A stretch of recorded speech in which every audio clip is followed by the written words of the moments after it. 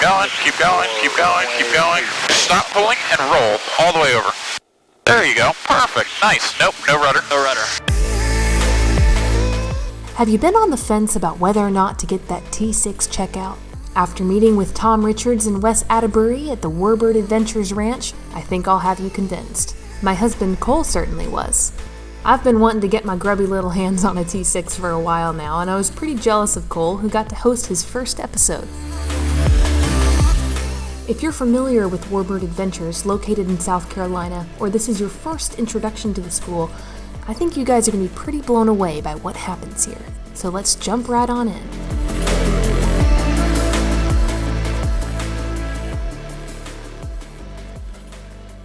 Hi, my name is Tom Richard. I'm here at the American Dream Sky Ranch in South Carolina, which is home of our Warbird training school called Warbird Adventures.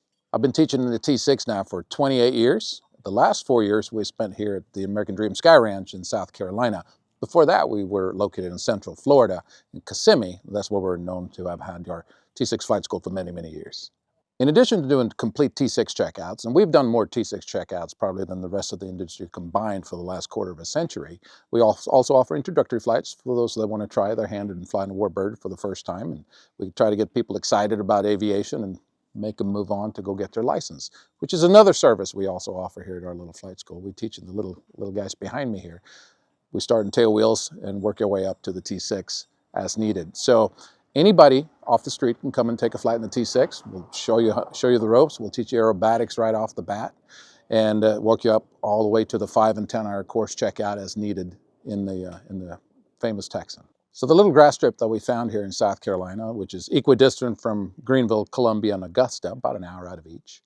It's a completely private airfield, and it's now equipped with our bed and breakfast. We have our maintenance facility. We offer Warbird and general aviation maintenance here on the property. So in addition to our flight school, we're also opening a drop zone. We're building a campground, and we're making it into a special events facility with an aviation flair. So anything and everything is going to be hosted at this facility. It's going to be a lot of fun over the coming years. We're actually building the place out to be a complete air show facility. So in the future, twice a year, we're planning on hosting full-on aerobatic air shows open to the public, in addition to normal flying events and similar things of that sort. So this should be a pretty active place. Come on over and take a look. Well, we're pretty easy to find since we've been doing this for a while. WarbirdAdventures.com is obviously our flight school. AmericanDreamSkyRanch.com is the location or our little airport now. So when people show up for a course, 2 days, 4 days, whatever it takes, they come here and stay on the airport generally. So it's just a matter of booking. And weather permitting, we will do all our training here locally at Greenwood Airport. And by the time you're done here, you should be all warm and fuzzy with flying the T-6. Hi, my name's Wes Atterbury. I'm an instructor here at Warbird Adventures in 96, South Carolina, and I teach in the T-6 back here. I've been interested in World War II aviation pretty much as long as I can remember. It's always been my passion. So I went down to Florida for college at Embry-Riddle, and I had the opportunity to drive back and forth to Kissimmee from Daytona and volunteer with Tom on my weekends off from school just to get my foot in the door flying Warbirds. And luckily, Tom is one of the nicest people in the industry as far as letting new people come in with no experience. So he welcomed me with open arms, and the rest is history. Yeah, so this used to be my full-time gig up until about 3 years ago. I got hired by Atlas Air, flying 737s, and now I'm on the 747 for Atlas. So all international, all the time. It's a lot of fun. Teaching in Warbirds is obviously quite a unique opportunity in itself on top of just flying Warbirds. So I don't ever intend to give this gig up, but the goal is always, of course, to get into the fighters and the bombers, and anything anybody is willing to let me have my hand at, I will gladly take the opportunity. All right, Wes, you ready to go fly? Let's go, man. And clear!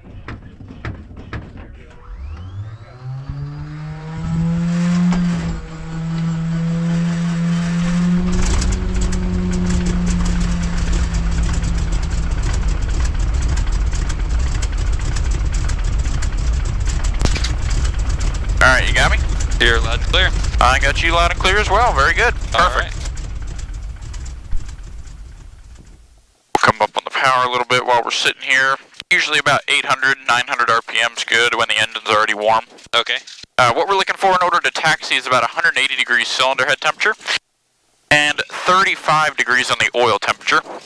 Now Okay. my cylinder head temperature is in Fahrenheit, yours is in Celsius, so we're going to have a difference there. But the oil temperature is in Celsius on front and back, so we should be in agreement before we go. Great. Yeah, I left my whiz wheel at home, so we'll go off what you said. Alright, so we're parked kind of at an angle here.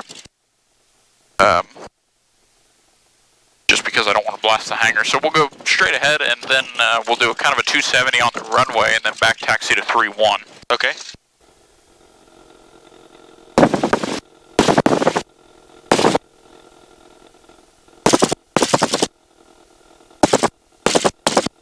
And the winds kind of look like they're favoring 1-3 now, so we'll use 1-3. All right. Yeah, it seems like they've been switching all day.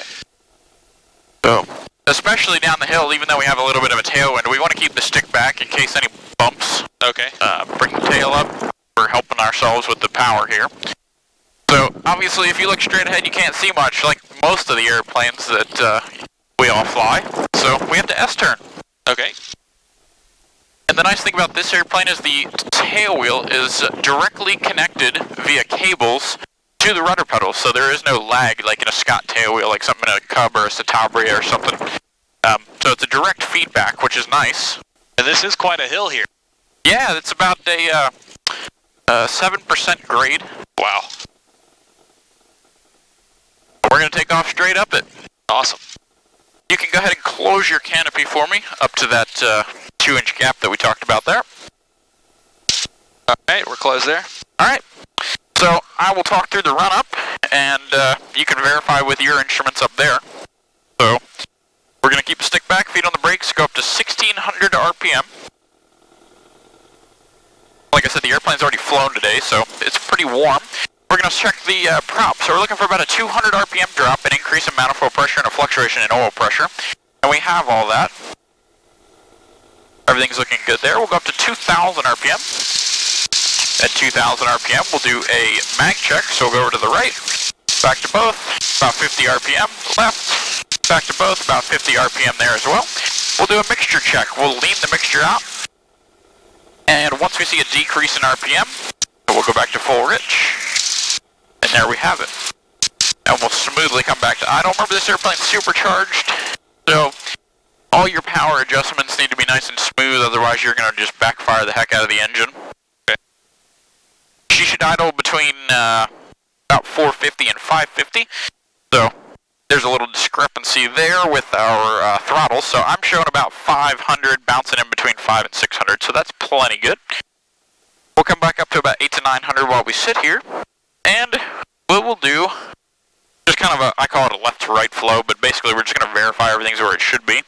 So shoulder harnesses are locked, flaps are up, trims are set for takeoff, fuel is on the left reserve in the D10 prop mission, full floor mags are on, both altimeter set, radio transponder set, and primer is in and locked. Last but not least, we'll check the hydraulics, verify we get 1,000 PSI, which we do. On a day like this, we don't need to use flaps on this field, even though it's on the shorter side of operating with a T-6, we'll have plenty of runway. Like I said, I'll take care of your power for you on the takeoff. We're looking for 36 inches, 2250 RPM. We're going to verify the airspeed's alive in the green on the engine instruments. And like I said, we'll start with the stick back and to the right. And as we climb the hill, you can start getting the tail up. I'll let you know where the height of the tail should be about. Rotate at 80 and climb at 100. Okay. All right, you have the controls. All right, so, my controls. Just make sure your feet are off the brakes and we'll get going. All right, my feet are off. Skyranch traffic, Texas 2 is going to be departing runway 13. Right turn out, Skyranch. All right, we're going to do a right turn out as well. Okay. All right, here we go.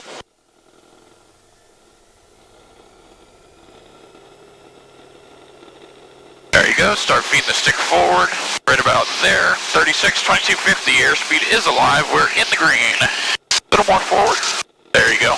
Hold that, no more forward, perfect, nice. Keep us on the mains, there's 80. And put the nose down, climb at 100 for me. Okay. It's pretty shallow.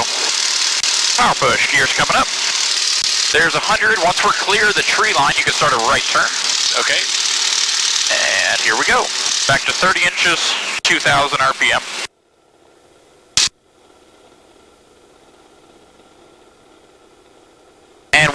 sort of keep it a little tight, not super duper tight, but we're basically trying to just stay within gliding distance of the ranch while we're climbing up. Sure.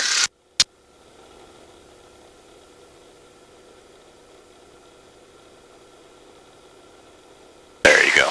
That initial turn like that's the most important one, so you can shallow it out now. We'll just do a kind of a big circle around the whole property. Okay. And coming through 1,000 feet there, 500 AGL roughly. About 500 more feet to go, and you can accelerate to 110, and we'll climb at 110. That's kind of like a cruise climb, just keeps the engine cool as we're climbing. And we'll go up to about 4,500. Well, it is shallower than I was expecting. Yeah, it's not a very steep climb, but you'll end up on a good day like today, you'll end up still getting about maybe 800, 1,200 feet a minute in your climb. Okay. Well, this is incredible. That wasn't nearly as heavy as I was expecting. This is the first big heavy tail wheel I've flown like this. So. Yeah, it's about 5,300 pounds when it's fully loaded, so it performs a lot better than people think it will. Yeah. You'll find the ailerons are about the most sensitive on the the least sensitive, and your rudder is the most sensitive. Well, I didn't know until today that the flight controls were fabric either. Oh, really? I didn't know that. No. Do you know why? I do not. So, for a few different reasons. One, it's really cheap, right? Sure. Two, they needed metal for other things for the war effort. And three, it reduces the feel of flutter on the flight controls. Okay. From a pilot's perspective, because fabric gives a lot better than metal does, right? So, yeah. Plenty of different reasons to use fabric over metal. I'm surprised they still don't do it, frankly. Yeah. Yeah, it is a good way to make them lighter. You can do a left turn now. We'll circle up to the left. Nice job with the rudder. Thank Perfect. you. Yeah, it's less rudder input than I was expecting as well. Yeah. And this is where people get really screwed up. So this airplane, you know, not as much as the fighters, but it produces a good amount of torque, right? So you'll find that even in a left-hand turn, you need just a nudge of right rudder to stay coordinated. I'm seeing that. And coming through 2,800 there, we'll level off over somewhere around 38. Okay. So as we climb, we also lose air pressure, right? So as I'm climbing, I'm constantly pushing the throttle forward just to hold that 30 inches of manifold pressure for the climb. And obviously the prop's a constant speed prop, so it should do its job and hold 2,000 RPM as long as we tell it to. Now, in theory, that supercharger will run out of ambient air pressure that it can't hold the max anymore. Do you ever hit that in this airplane? Or? Oh yeah, 100%. This airplane is not a fighter as far as the supercharger and the performance of the engine. So you'll run out of power on a warm day somewhere around 7,500 feet. Okay. And at that point, you just get what you get. But on a day like this, we'll probably end up going all the way up to 85 or so before we run out of manifold pressure. So coming up on 38 there, we're going to start leveling off. We're going to come back on the power to 26 inches of manifold pressure, and then we're going to pull the prop back to 1,800 RPM. Okay. And your trim is down at your left side there. It's that wheel there. Okay. It's very sensitive. You can do whatever you need to hold level flight. The inside one is your elevator trim. The outside one is your rudder trim. Okay. So whenever you're level and comfortable, we can do a couple steep turns if you'd like. Great. So left one is always easier, and then if you want to do kind of a left 180 and then a right 180. Sure. But I think that was about 180 degrees of turn there. We can consider it clear. You ready to go? Yeah, go for it. All right, let's do it. You look clear left. All right, clear left coming.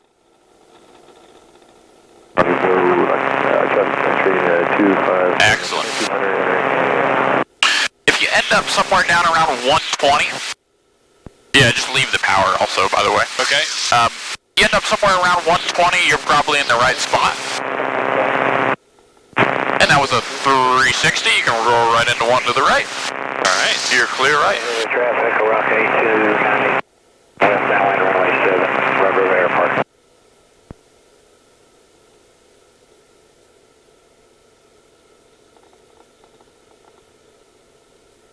And you can roll out straight ahead there. Perfect. That was about a 270, but this is a better heading to be on. Okay. Nice job. You only lost 250 feet. Yeah, not my best work. I'm out of practice. That's all right. All right, you want to try an aileron roll? Yeah, let's try it. All right, I'll demonstrate to the right, then you can do it to the left. How about that? Your controls. My controls. You can ghost me on the controls. Okay. So we're gonna put the nose down to go to 160 on the speed. So if you do this properly, you will end up about 10 degrees nose low. Okay.